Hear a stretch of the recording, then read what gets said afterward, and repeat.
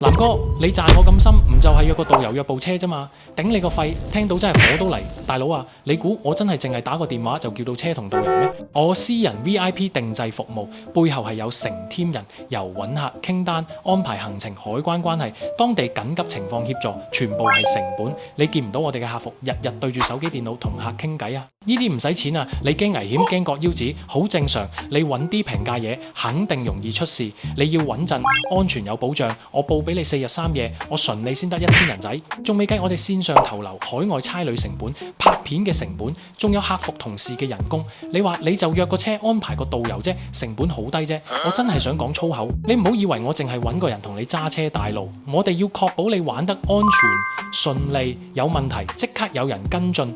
唔通呢啲服務唔值錢咩？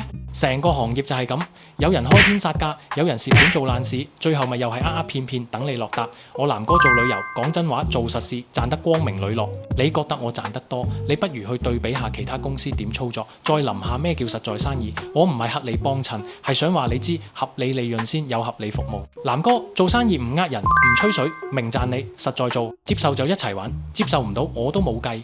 做旅遊嘅最怕就係遇到嫌你賺得多，但又想要好服務嘅人。